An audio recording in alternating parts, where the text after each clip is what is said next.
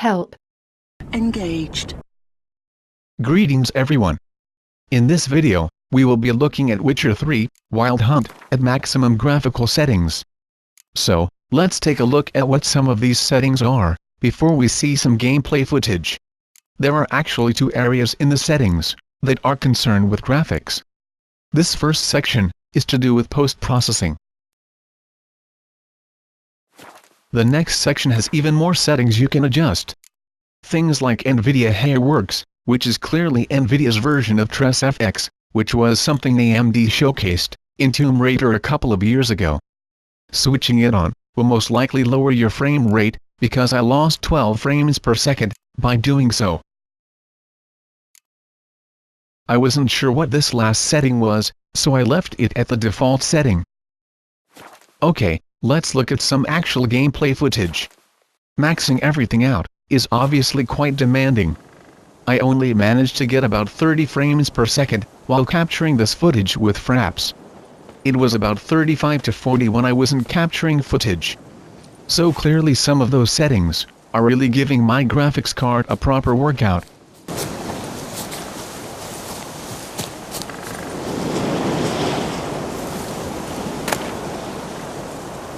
Bird skull in black crystal. Why do I think this is Yen's?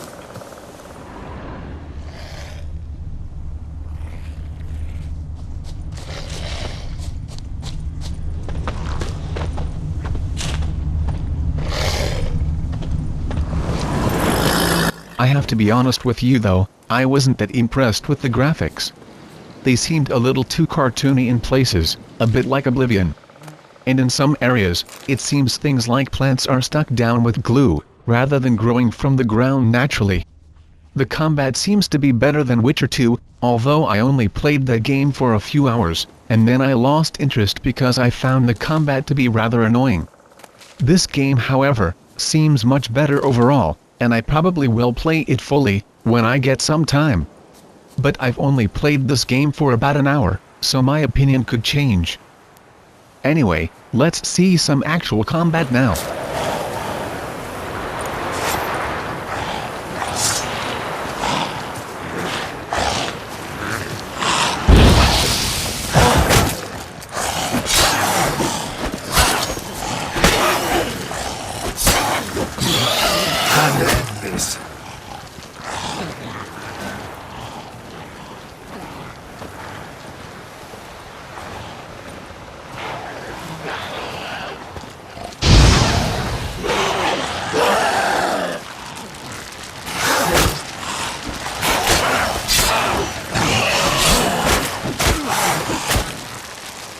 Bear in mind that I've only just started playing this game, which means I don't have much experience in fights, and also, the character is still at a very basic level, with no combat upgrades.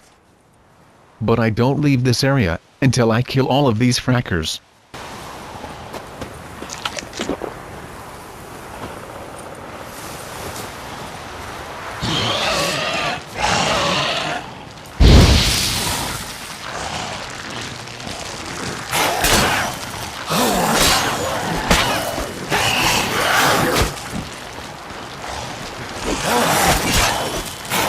Come on, I'm closer.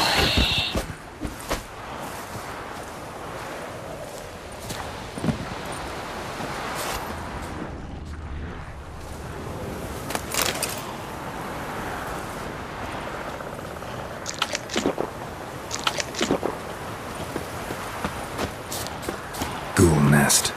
Ought to just destroy it.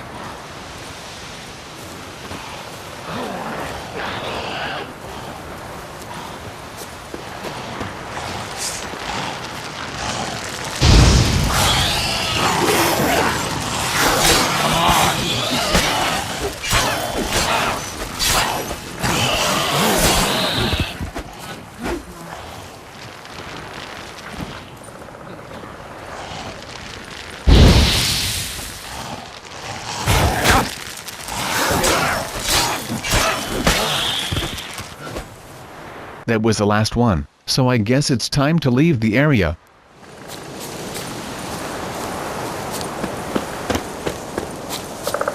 While outside, you can call your horse at any time.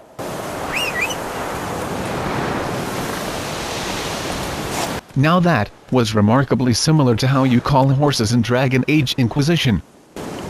Ever tell you about this sorcerer I knew? Couldn't stop talking about how useful they are as creatures.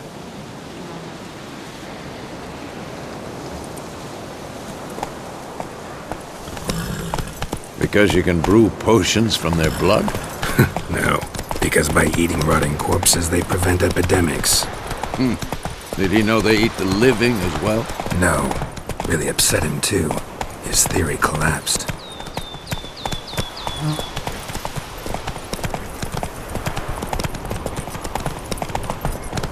War's not exactly going our way.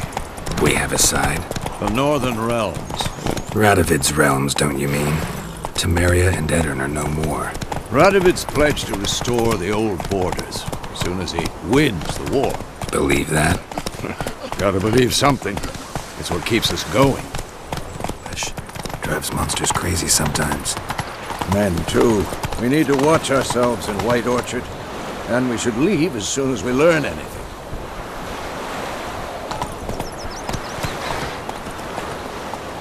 Faster. Sits in no oak tree. Inside is Go. Let's see what the inside of a tavern looks like.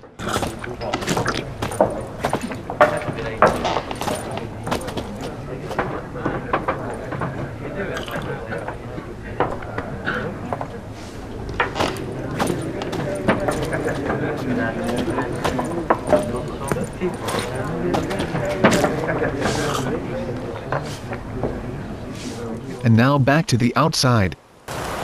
Don't you look at me.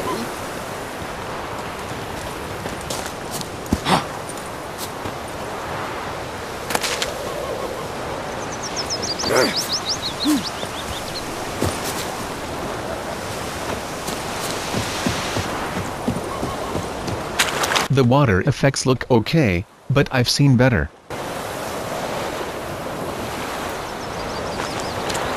Time for a swim.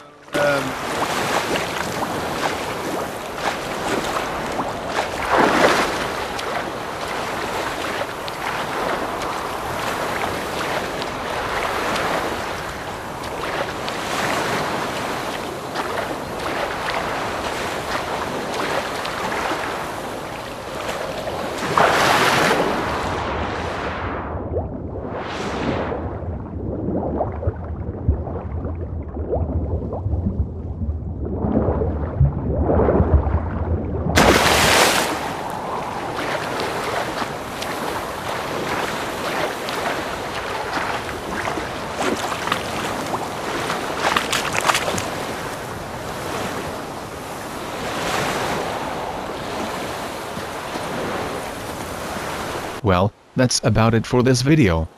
One thing I forgot to mention though, is that you can manually save the game, which is a good option to have in an open world type game like this. Time's nearly up, so please remember to comment, thumbs up and subscribe, if you found this video helpful. This is Blade, and it's goodbye from me.